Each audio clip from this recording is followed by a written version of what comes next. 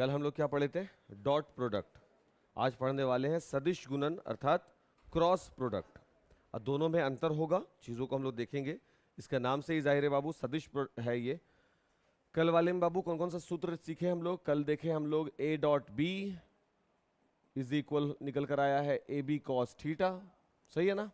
और फिर थीटा का बिहेवियर देखा था कि अगर थीटा बराबर 0 डिग्री हो जाए इसका मतलब हो गया कि वेक्टर ए के दिशा में ही कौन हो जाएगा? Vector B. तभी ना दोनों के बीच में एंगल क्या हो जाएगा? 0 डिग्री। और समांतर हो गया है, ये 0 डिग्री समांतर हो गया है, तो इसका वैल्यू निकल कर आया था A dot B is equal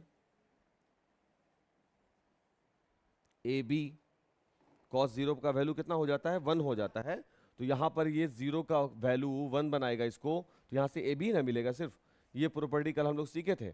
फिर यहीं से हम लोग सीखे थे कि अगर आपको कॉस थीटा निकालना हो तो कॉस थीटा का फॉर्मूला बन जाता था vector a dot vector b upon magnitude vector a and magnitude vector B.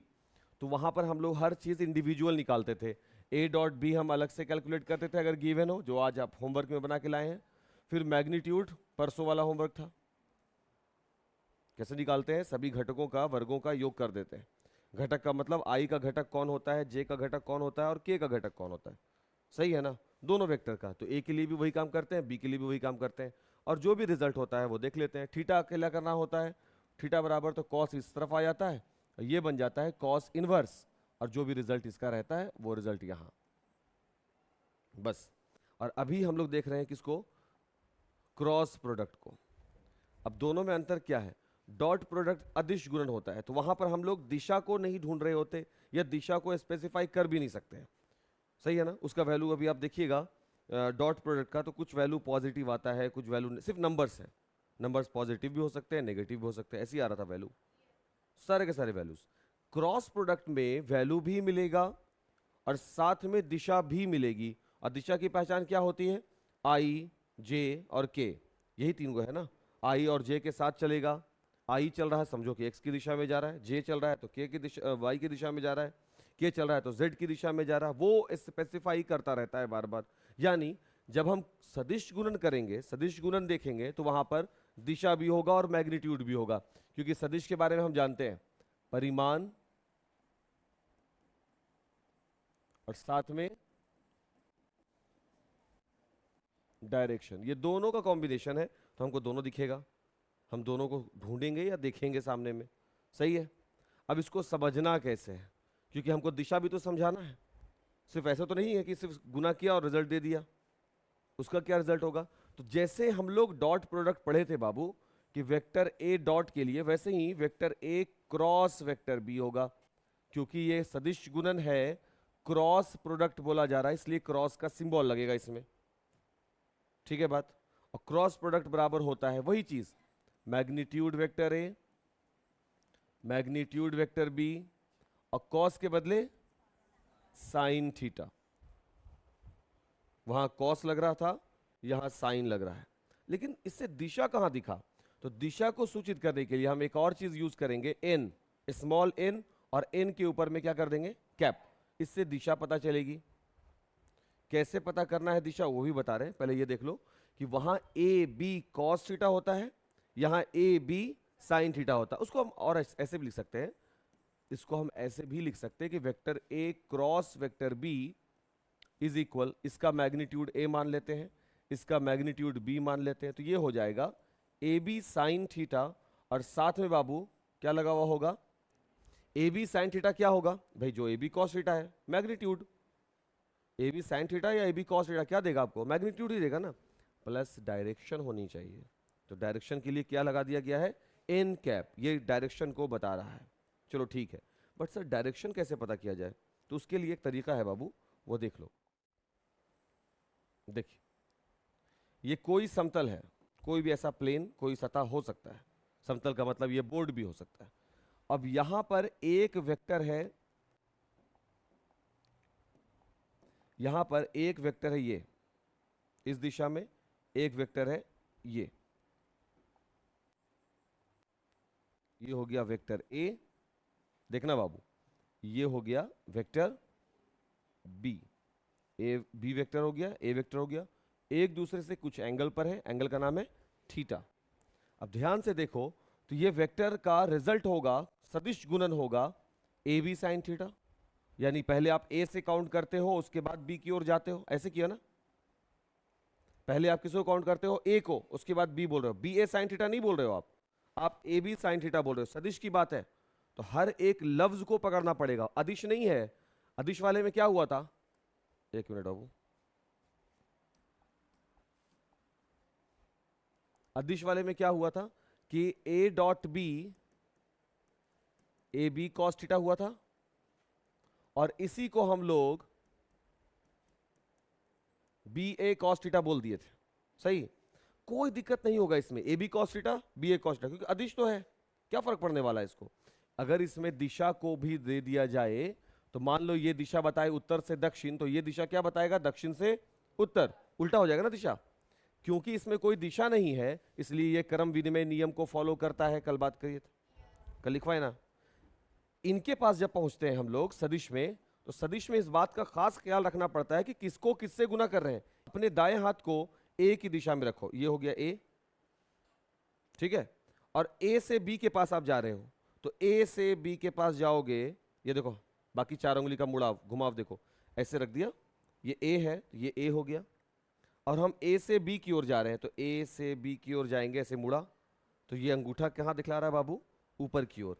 नहीं, बाएं हाथ को इसका इस तरह से बेंड करो, तो ये जो अंगूठा है ये किसको दर्शा रहा होता है, पढ़े हैं ध्यान नहीं है, अच्छा छोड़ो वो छोड़ो, हम बताते हैं। मैक्सवेल का कॉर्क स्क्रू नियम, ऐसे नाम से, वो तो ध्यान होगा कि जब किसी धारावाही चालक तार को इस तरह से पकड़ने की कल्पना करो कि अंगुलियों को घुमाव जो है, तो ये जो अंगुली सच में नहीं पकड़ना है, कल्पना करना है कि धारावाही चालक तार उसको भी इस तरह से पकड़ लिए हैं, तो ये चुंबकीय क्षेत्र को दर्शाएगा, ये अंगुलियों का घुमाव, और ये किसको बता रहा होता था, धारा की दिशा को। अभी ये जो घुमाव है ना, ये घुमाव वो ऐसे बनाओ, ए से बी, तो ए से बी घूम गया, तो अंगूठा जो होगा वो दिशा को बताएगा, किसके, ए से बी की दिशा, तो ए क्रॉस बी की दिशा कहां जा रही है, ऊपर की ओर। इसका मतलब ये हुआ बाबू कि इसकी जो दिशा है ना, ये यही है क्या, एन कैप। सपोज कि यही चीज उल्टा हो जाता, लाइक बी क्रॉस ए, तो तुम रिजल्ट देते इसका magnitude vector b, magnitude vector a, और साथ में साइन थीटा, और उसके बाद एन कैप, जो दिशा जो नियम है। या फिर तुम इस नियम को ऐसे भी लिख सकते हो, vector b cross vector a is equal b a sine theta cap n. सही है बात। इसके बाद हम शो कर रहे हैं, देखिए एक समतल सतह लिया, फोटो तो हम वैसे ही बना लेते हैं, उफ़ो,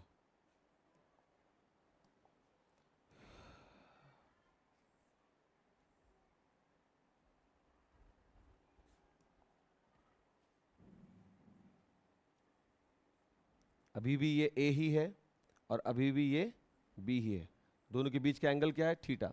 लेकिन इस बार थोड़ा सा चेंज है बात, वो ए बी पे काम ना करके किस पे काम कर रहा है, बी ए कॉस थीटा पर। तो पहले नाम किसका आया है, बी का, उसके बाद किसका नाम आया है, ए का।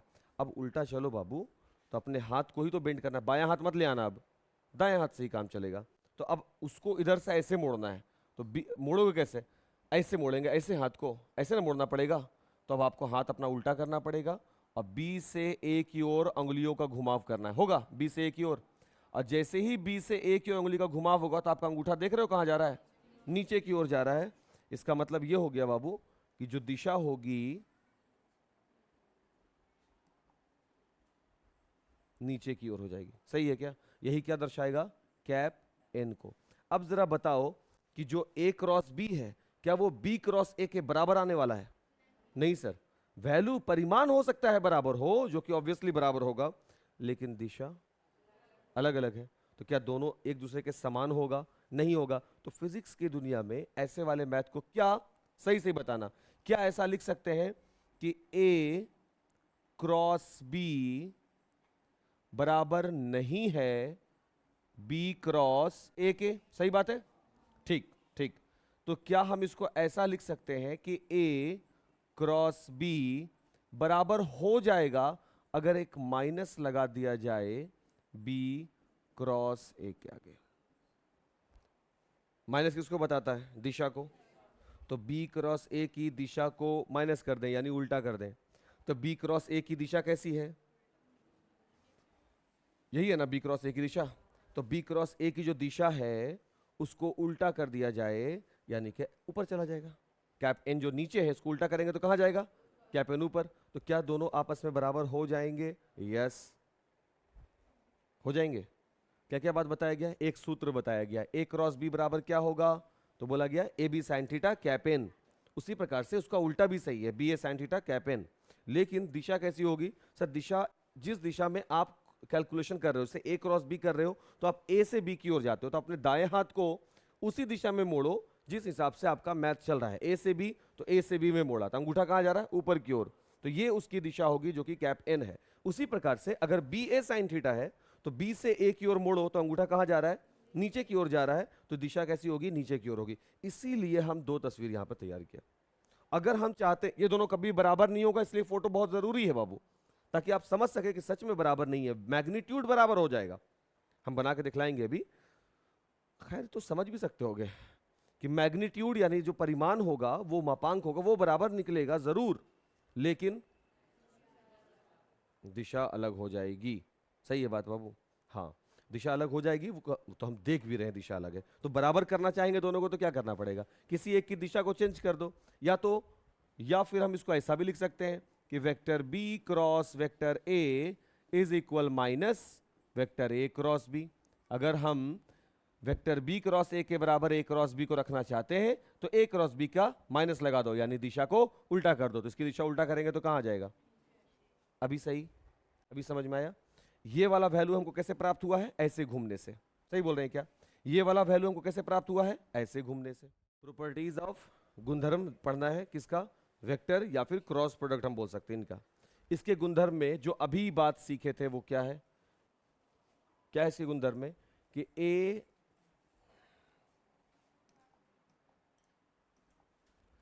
ये सीखे थे कि ए क्रॉस बी को अगर बी क्रॉस ए के बराबर होना है तो आगे क्या लगाना होगा? माइनस। अर्थात ये प्रतिक्रम विनिमय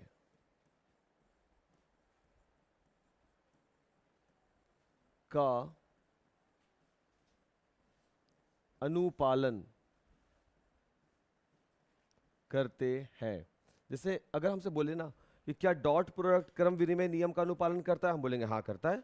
डॉट प्रोडक्ट करता नहीं है? ए बी कॉस थीटा और बी ए कॉस थीटा, क्रम विनिमय का मतलब क्या होता है? अपने पोजीशन को एक्सचेंज कर लेना।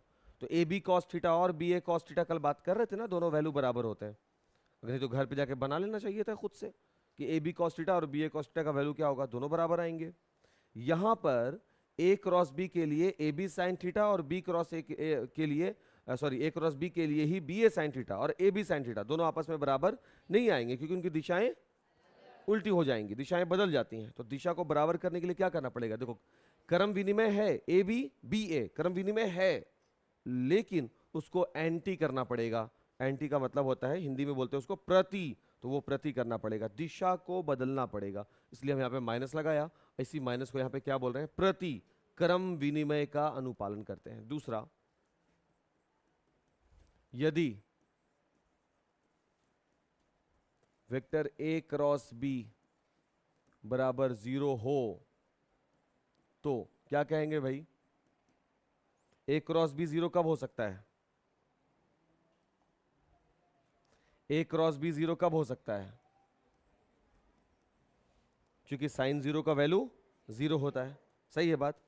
अब साइन थीटा 0, तो थीटा 0 कब होगा? देखो बाबू, इन दोनों के बीच कोई एंगल बने ही ना, यानी ए और बी आपस में क्या हो जाए? समांतर हो जाए।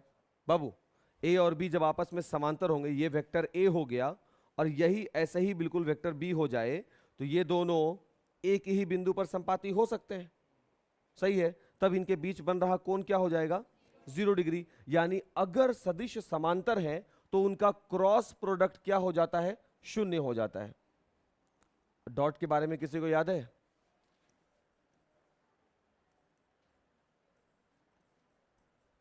देखना पड़े तो काय लब बता रहे हो बाबू।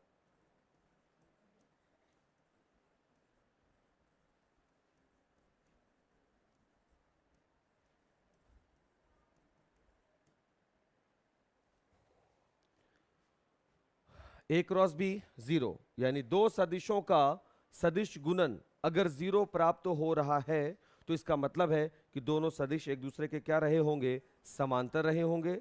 या फिर उसको आप ऐसे बोलो कि उन दोनों सदिशों के बीच बन रहा कोण कितना डिग्री का होगा, 0 डिग्री का होगा। कॉस उसके केस में, डॉट प्रोडक्ट के केस में दो सदिशों का अदिश गुणन अगर शून्य आता है, इसका मतलब क्या होता था, क्या बाबू, एक दूसरे के लंबवत होते थे। सही है ना। तो लंबवत होने का कंडीशन ये, कभी भी बोल दिया कि दो सदिश एक दूसरे के लंबवत है, इसका मतलब ये होगा कि उनका डॉट प्रोडक्ट में वैल्यू क्या हो जाएगा, 0। अगर देखो समझो बात को, तुरंत डायरेक्टली समझो, अगर vector a perpendicular vector b, तो हम कहेंगे ए डॉट बी बराबर क्या हो जाएगा, 0। सही है क्या।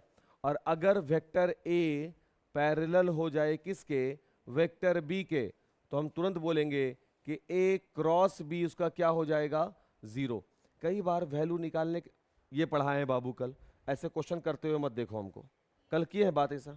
इसको कब बता रहे हैं, अभी, इसको अभी बता रहे हैं। ये दो रिजल्ट जो निकला है ना, देखो ये 0 है, इसका मतलब ये कि किसी भी मैथ को उसके किसी वैल्यू को निकालने में बड़ा सहयोग देने वाला है, राइट साइड पहले से ही 0 हो जाएगा, तो हम बहुत सारा रिजल्ट निकाल सकते हैं, बहुत सारा रिजल्ट निकाल सकते हैं बाबू। समझ गए। जो हम लोग क्वेश्चन, जो ऑब्जेक्टिव्स वगैरह हम भेजेंगे, जो आप बनाइएगा, उसमें बड़ा हेल्पफुल रहेगा ये जो बात बताया जा रहा है, ये टाइम पास करने के लिए नहीं बताया गया, या ये जो बात बताया गया टाइम पास के लिए, सारे के सारे ऑब्जेक्टिव्स देंगे।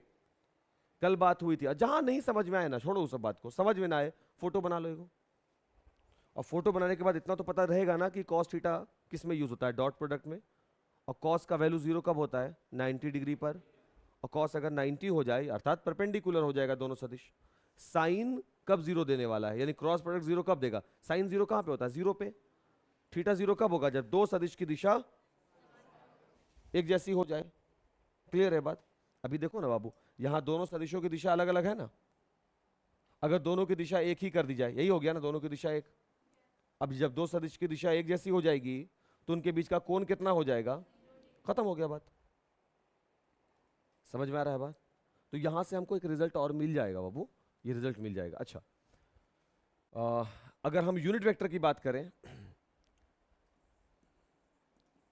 यूनिट वेक्टर की बात करें, कल भी हम इसके बारे में थोड़ा समझाया था, याद करो। डॉट प्रोडक्ट में यूनिट वेक्टर के लिए I dot I, J dot J, के डॉट के का वैल्यू क्या आया था, 1। और उसी तरीके से I dot J, J dot के डॉट आई, वैल्यू क्या आया था। इसलिए हम लोग मल्टीप्लीकेशन कितना आसान कर दिया था बाबू, ये चीज ज्यादा बड़ा मल्टीप्लीकेशन हम लोगों को करना ही नहीं होता था, कल कर रहे थे ना बात। आज भी वैसा ही देखना पड़ेगा, लेकिन किसके लिए, किसके लिए, यूनिट वेक्टर क्रॉस प्रोडक्ट के लिए। सही है ना। तो चलो सबसे पहले इसको नोट कर लो बाबू, तुम इसको नोट करो, तब हम फोटो वोटो बना रहे हैं यहाँ पे।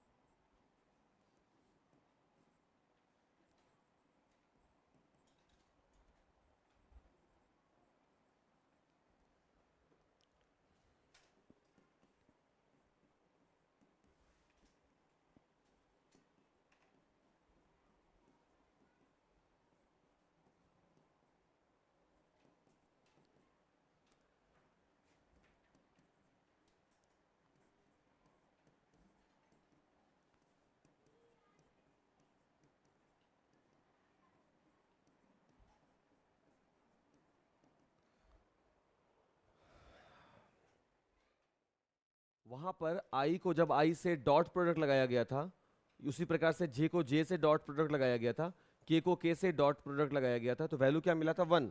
यहां पर आई को आई से क्रॉस लगा रहे हैं, जे को जे से क्रॉस लगा रहे हैं और के को के से क्रॉस लगा रहे हैं। देखो क्या आएगा रिजल्ट, मैग्नीट्यूड क्या है पाई, फिर दूसरा वाला भी वही आई ही है, सही है ना। साथ में साइन कितना डिग्री, क्यों 0 डिग्री, भाई आई है, दूसरा वाला भी आई ही है, देख लो, सही है ना। तो इनके बीच में एक आई का दूसरे आई के साथ थीटा कितना होगा, 0 डिग्री होगा, लगा दिया। और कोई दिशा होगी जो कैपेन है। अब यहां देखो बाबू रिजल्ट, साइन 0 का वैल्यू क्या हो जाता है 0, ये मामला पूरा का पूरा समाप्त हो जाता है। इसलिए इसको क्या बोला जाता है कि आप दे रहे हैं रिजल्ट क्या हमको 0, तो ये भी कैसा रिजल्ट देगा 0, ये भी कैसा रिजल्ट देगा 0। ध्यान रखेंगे, इस बात का ध्यान रखेंगे बाबू कि डॉट प्रोडक्ट में आई डॉट आई का वैल्यू क्या हो रहा है 1, और क्रॉस प्रोडक्ट में आई क्रॉस आई का वैल्यू क्या हो जा रहा है 0। तो उसका मतलब जे क्रॉस जे भी वहां, जे डॉट जे वहां 1 होता है, यहां जे क्रॉस जे क्या हो जाएगा 0, के क्रॉस के क्या हो रहा है यहाँ 0, वहां क्या होगा के डॉट के 1। ठीक है बात। अब इसका उल्टा देख लीजिए, आई डॉट जे का वैल्यू वहां 0 होता है, क्यों होता है, क्योंकि आई और जे एक दूसरे से 90 पे झुके हुए हैं, आई और जे एक दूसरे से कितना पे झुके हुए हैं 90 पे, और कॉस 90 का वैल्यू क्या होता था 0, इसलिए उसका वैल्यू भी वहां आई जे जे के आई का वैल्यू 0 हुआ। यहां देखो बाबू, आई क्रॉस जे जब तुम बनाओगे तो तुमको क्या मिलेगा, मैग्नीट्यूड आई मिलेगा, फिर मिलेगा मैग्नीट्यूड जे, और साथ में मिलेगा साइन कितना डिग्री 90 डिग्री, और उसके बाद साथ में क्या मिलेगा दिशा। आई को जे से, आई का मैग्नीट्यूड क्या आएगा, जे का मैग्नीट्यूड क्या आएगा 1, साइन 90 का वैल्यू क्या आएगा, तो रिजल्ट के रूप में आपको क्या मिलेगा 1, 1 को दिशा 1 हो गया तो वैल्यू ना, साथ में क्या मिलेगा दिशा तो रहेगा ना। और ये दिशा किसकी, सवाल फंस जाता है, मतलब कैप एन मिलेगा, बट कैप एन आप तब निकालते थे ना जब कोई वैल्यू रहता था, वैल्यू है नहीं, तो दिशा किसकी, तो बोला कि आई से जे की तरफ आप जाएंगे। देखो बाबू समझो, आई से जे के तरफ जाएंगे तो अंगूठा बाहर की ओर निकला ना, तो बाहर की ओर जो निकलता है वो अगला एक्सिस वही होता है ना। 3D जब पढ़ा रहे थे तो इस एक्सिस को हम बाहर निकलता हुआ ही दर्शाए, और हर बार एक एक्सिस बाहर ही निकलेगा, हर बार तीनों एक दूसरे पे क्या है परपेंडिकुलर है, लंबवत है। तो आई से जे के पास जाओगे, ये क्लॉकवाइज है या एंटी क्लॉकवाइज, ये एंटी क्लॉकवाइज घूमता है, ऐसे समझिए। तो जब आप आई से जे के पास जाओगे तो के मिलेगा, तो दिशा किसके बराबर होगी, के बराबर होगी, सही है। जब आप जे, बिल्कुल वैसे ही बनाएंगे ना अगला वाला भी, तो जब आप जे से के पास जाएंगे, कहां है जे जे से के पास जाएंगे तो कौन मिलेगा आपको आई। देखो जब आप के से आई के पास जाएंगे, के से आई के पास जाएंगे तो कौन मिलेगा जे। ये सब कब काम कर रहा है बाबू, जब आप घड़ी के चलने के विपरीत एंटी क्लॉकवाइज चलते हैं तब। अगर यही चीज आपको उल्टा चला दे, देखो जे क्रॉस आई दे दिया आपको, देखो बाबू जे से आई ऐसे चलवा दिया तो दिशा भी उल्टी होगी, तो जो के मिल रहा था वो आपको कैसा मिलेगा माइनस का के। जे क्रॉस के था, इसको उल्टा कर दो तो इसका वैल्यू क्या मिल रहा था आई, अभी भी वैल्यू आई ही मिलेगा लेकिन दिशा उल्टी होगी। के क्रॉस आई, जे के आई, के क्रॉस आई कहां गया भाई, ये तो सही बना हुआ है।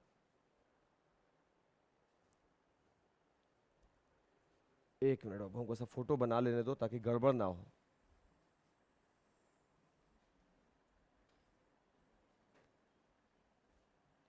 आई जे, ये क्या हो गया के, एंटी क्लॉकवाइज में ना।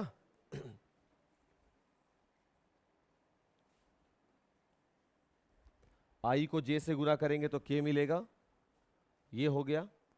जे को के से करेंगे तो आई मिलेगा, ये हो गया। के को आई से करेंगे तो जे मिलेगा, ओके सही है।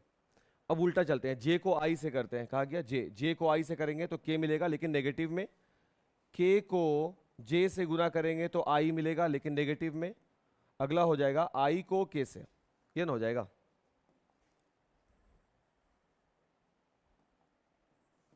आई को के से करेंगे तो क्या मिल जाएगा, जे माइनस में, है ना बाबू।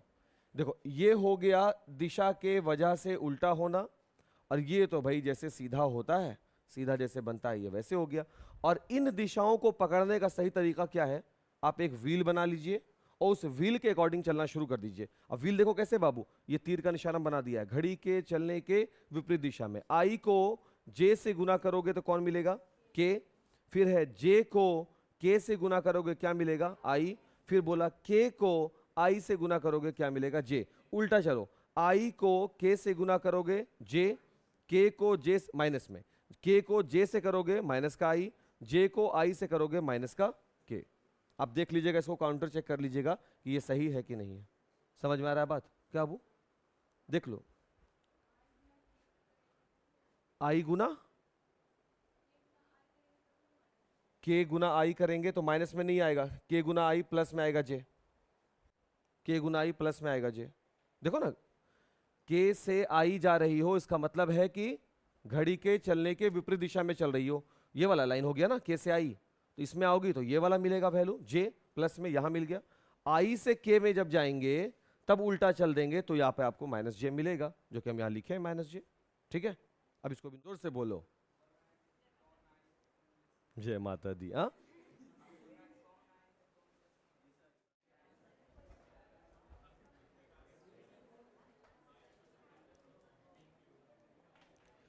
मिल गया बाबू। आई क्रॉस जे का वैल्यू किसके बराबर होगा, जे क्रॉस आई के बराबर होगा। आई क्रॉस जे का वैल्यू जे क्रॉस आई के बराबर होगा नहीं सर, एक का के आएगा दूसरे का माइनस के आएगा, तो माइनस लगा देंगे तो बराबर हो जाएगा। ठीक है, जे क्रॉस के का वैल्यू के क्रॉस जे के बराबर होगा नहीं, माइनस लगाएंगे तो बराबर हो जाएगा। के क्रॉस आई का वैल्यू आई क्रॉस के बराबर होगा कब, माइनस लगने पर। सही है क्या, वहां काम कर जा रहा है, यहां देखो इस तरह से काम करेगा। दिशा है ना, दिशा है आई जे, मान लो ऊपर गया तो जे और आई कहाँ जाएगा, नीचे जाएगा, उसका उल्टा होगा। तो दिशाएं उल्टी होती हैं, इसलिए उसको बराबर करने के लिए किसका निशान लगाया जा रहा है, माइनस का निशान लगाया जा रहा है। सही है। अच्छा, अब एक एग्जाम्पल देखेंगे। अगर एक वेक्टर ए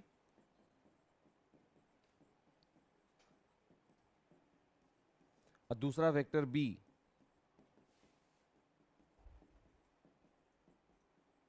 इस प्रकार से हो तो ए डॉट बी निकालना बड़ा आसान था, हम लोग कल बात किए।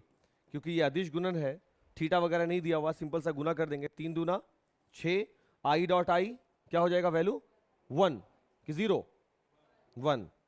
3 को -1 से गुना करेंगे तो माइनस का 3, और -1 को -1 से गुना करेंगे तो प्लस का 1, 7 में से 3 चला गया 4, मिल गया आंसर। ए क्रॉस बी अगर बोल दे बिना थीटा के तो इसका भी तो कोई तरीका होना चाहिए ना निकालने के लिए। जिस तरह से ए डॉट बी हम लोग बिना थीटा के निकाल सकते हैं ना आपस में गुना करके, तो ए क्रॉस बी भी तो निकालने का तरीका होना चाहिए, साथ में दिशा भी तो देना है। तो उसको बनाने का तरीका देख लीजिए बाबू। ये दोनों वेक्टर मेरे पास है, सबसे पहले ऊपर में दिशा लिखा जाएगा आई जे और के। इसके बाद जो पहला ये जो तरीका हम आपको बता रहे हैं क्लास 12 अध्याय 4 में जब जाइएगा मैथ में, तो डेटरमिनांट नाम का एक सारणिक, हिंदी में सारणिक बोलते हैं, इंग्लिश में डेटरमिनांट बोलते हैं, डेटरमिनांट नाम का एक टॉपिक होगा। बिल्कुल यही चीज जो अभी हम आपको बता रहे हैं, बिल्कुल यही चीज पढ़ना है वहां पर जाकर के। तो इसलिए इसको ध्यान से देख लो, वहां पर हेल्पफुल रहेगा। आई जे के सबसे पहले दिशा ऊपर में नोटिफाई कर दो। उसके बाद पहले वाले समीकरण में आई का घटक कौन है बाबू 2, जे का घटक कौन है, के का घटक कौन है -1। दूसरे वाले इक्वेशन में आई का घटक कौन है, जे का घटक कौन है और के का घटक कौन है। और ये जो सिंबल लगा यही है सिंबल किसका, डेटरमिनांट का। किसका सिंबल बता रहे हैं बाबू, हिंदी में इसी को क्या पढ़ रहे हैं, सारणिक पढ़ रहे हैं। सही है। तो ये हो गया, क्या निकालने के लिए हम आ चुके हैं अब यहां पर, ए क्रॉस बी। सबसे ऊपर में किसको देना है, दिशा सूचक आई जे के, एकांक सदिश जिसको बोल रहे हैं। उसके नीचे पहला वाले का घटक, दूसरा बी है ना बाद में, तो ये बी के घटक हो जाएंगे। रख दिया। अब बनाने का तरीका देखिए भाई, तो सबसे पहले आप आई को बाहर कर दीजिए, छोटा सा डिटर्मिनेंट ऑन कीजिए। आई को जब बाहर करेंगे तो देखो यहां पर आई के सामने वाला वैल्यू परपेंडिकुलर पे सामने ये वाला और एक ये वाला खत्म हो गया, तो कौन बचेगा? 3 माइनस 1 दिख रहा है क्या?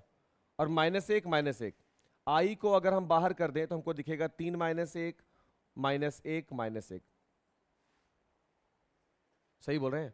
आई को बाहर करके उसको ढको ऐसे, लंबाई में आई यहां से खत्म हो गया, अरे यार लंबाई में आई ये खत्म हो गया और साथ में ये गायब हो गया, तो यही नहीं बचा बाबू 4 गो सेक्शन। तो ये चारों सेक्शन हम यहां पर 3 माइनस 1 माइनस 1 माइनस 1 लिख दिया। जब जे की बारी आएगी लिखने के लिए उसके साथ माइनस लगाएंगे, माइनस का जे, फिर से ओपन करेंगे। अब जे के सामने वाले वैल्यू को मिटाओ, तो जे के सामने ये वैल्यू हट गया और ये वैल्यू हट गया, तो बचा क्या? 2 minus 1 3 minus 1, 2 minus 1 3 minus 1। Sir minus का है हो गया।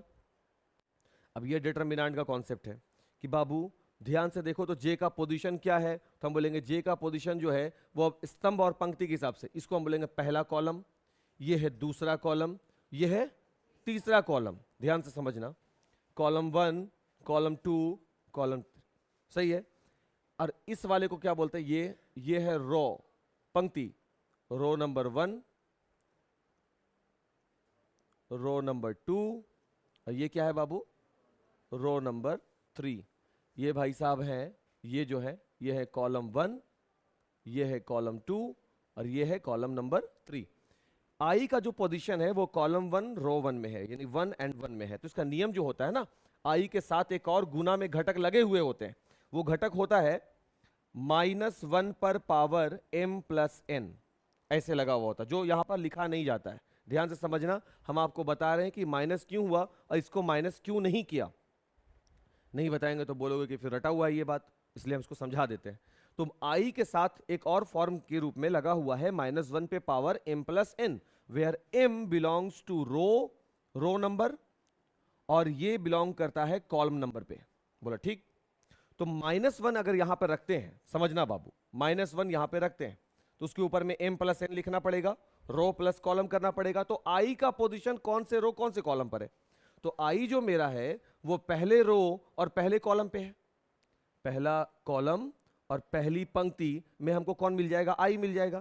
तो आई जो है वो पहले रो और पहले कॉलम पर है, तो -1 पे पावर कितना हो गया? 2 हुआ है। और -1 पर पावर अगर कोई सम संख्या है तो -1 का वैल्यू 1 हो जाएगा, +1 हो जाएगा। सही बोल रहे हैं ना? इसीलिए हमको ये लिखने की यहां पर आवश्यकता नहीं पड़ी। अब आ जाओ जे पर, अगर वो प्लस जे भी है ना, तो प्लस जे के साथ भी लगा हुआ है कौन? -1 पर पावर m प्लस n। सही है बात यहां तक? -1 पे पावर m क्या है? Row number. तो जे का कौन सी पंक्ति में जे है? पहली पंक्ति में। जे की पंक्ति नंबर कौन है? देखो पहली वाली है। बाबू बाबू अंदर आ जाओ, बैठो यहां पर आके। तो जे देखो ध्यान से बाबू, जे की पंक्ति नंबर कौन सी है? 1, सही है ना? और स्तंभ नंबर कौन सा है? 2। तो 1 + 2 बराबर क्या हो गया? 3। तो -1 पर पावर कहां गए? यहां। ये m जो हो गया, मान लेते हैं ये पंक्ति 1 है, ये हो गया 2, तो ये वाला वैल्यू क्या दे रहा है? 3। -1 पे पावर 3 है तो रिजल्ट हमको माइनस में ही मिलेगा, इसलिए इसको माइनस में लिखते हैं। क्लियर हो गया? तो अभी फिलहाल आपको उतना दिमाग पर बोझ नहीं डालना है, आपको बस इतना ध्यान रखना है कि पहला वाला वैल्यू प्लस में और दूसरा वाला वैल्यू माइनस में। बट 12th में जाइएगा जब डिटर्मिनेंट सीखिएगा तो फिर से हम लोग डिस्कस कर लेंगे इस चीज को, बस बता दिया कि काम कैसे बन रहा है यहां पर। और तीसरा वाला वैल्यू कौन होगा? के कहां? यहां। इसके साथ भी -1 लगा हुआ है। पंक्ति कौन सी इसकी है? के की पहली। स्तंभ कौन सा है? 1 + 3 यानी कि -1 पे पावर 4, यानी रिजल्ट किस में आएगा? मेरा कॉफी कहां है? देखो भूल गए थे बाबू, 1 मिनट रुको।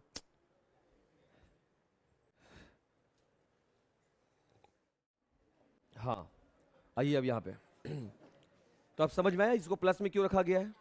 अब के साथ ऑन करते हैं, के वाले पोजीशन के लिए, तो इसको हटाएंगे, इसको हटाएंगे।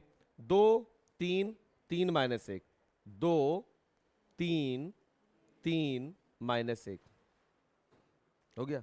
अभी इन लोगों को पढ़ाने वाले हैं वेक्टर अलजेब्रा, यही कोई 5-10 दिन में शुरू होगा। उसी वेक्टर अलजेब्रा में जो डॉट प्रोडक्ट फिजिक्स में आप पढ़े, ये लोग भी पढ़े, जो क्रॉस प्रोडक्ट हम लोग आज फिजिक्स में पढ़े, ये भी पढ़े, वो वही दोनों चीज़ें पूरा का पूरा चैप्टर है, पूरा का पूरा चैप्टर डॉट और क्रॉस प्रोडक्ट में। यहाँ फिजिक्स है, वहाँ मैथ है 12th में, एक पूरा। और जानते हो क्वेश्चन ऑब्जेक्टिव्स में बाबू टीचर के कहने पे क्यों जाना, कभी क्वेश्चन बैंक देखना कि क्रॉस और डॉट प्रोडक्ट से कितना सवाल देता है। वेक्टर अलजेब्रा कहलाता है वो, सदिश, सदिश का बीज गणित। बीज गणित का मतलब यहाँ पर लाइन देकर जोड़ने की जरूरत नहीं है, 2 में 3 जोड़ना है, जैसे जोड़ने वाला बताए थे ना, सिंपल सिंपल जोड़ने वाला काम, गुना करने वाला काम, बस वही है कि a डॉट बी 0 कब होगा, a क्रॉस बी समथिंग कब होगा, वो सब बातें जो प्रॉपर्टीज ऑफ वेक्टर और डॉट प्रोडक्ट वाला लिखवाए ना स्केलर का, वो सबसे प्रश्न भरा हुआ रहता है। और बहुत अच्छा स्कोरिंग टॉपिक है वेक्टर अलजेब्रा। वेक्टर पढ़ेंगे तो 3D समझ में आएगा, 3D पढ़ेंगे तो आपका नंबर स्कोरिंग अच्छा है। लॉन्ग क्वेश्चन में भी प्रश्न आ जाता है, लॉन्ग क्वेश्चन में भी दे देता है। हो गया यहाँ तक बात। ये वाला जो लाइन बना, ये समझ में आया कैसे तैयार हुआ। क्या निकाल रहे हैं बाबू हम लोग, ए क्रॉस बी निकाल रहे हैं। अब गुना करने का तरीका देख लीजिए, आई जिस प्रकार से बाहर है उसको यूं ही छोड़ दीजिए। अब गुना करेंगे, 3 को -1 से गुना करेंगे कितना हो जाएगा, -3। ठीक है बात।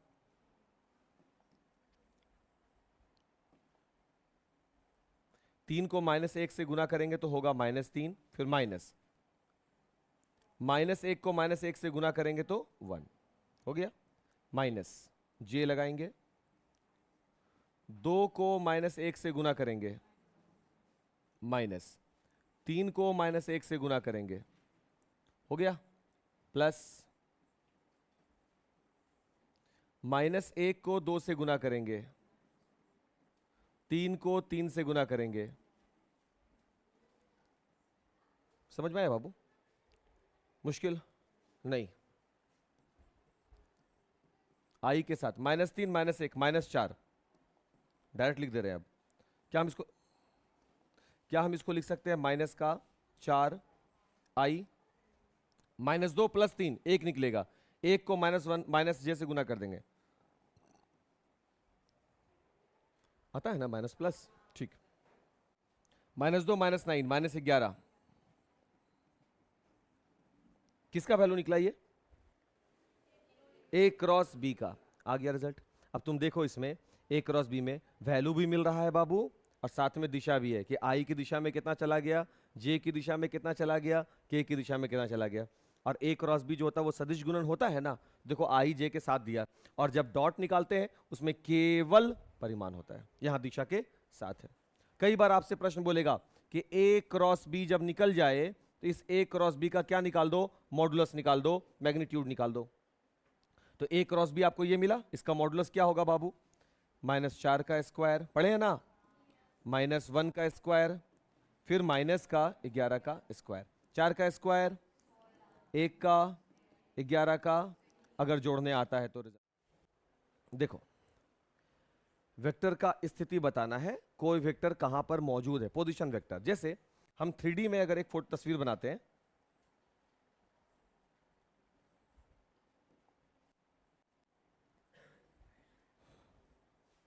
ये x हो गया, ये y हो गया, ये z हो गया, और यहां पर एक देखो बाबू बात समझो, यहां पर एक बिंदु है P जिसका वैल्यू है 1, 2, 3।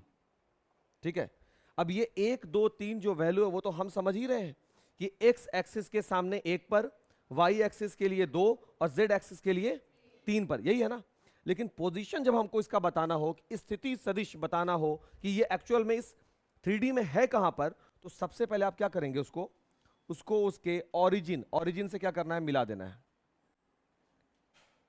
ये एक काम करना है, और जैसे ही आप उसको ओरिजिन से मिलाइएगा तो ये एक सदिश बन गया जिसका नाम क्या है, OP, देख लो है ना।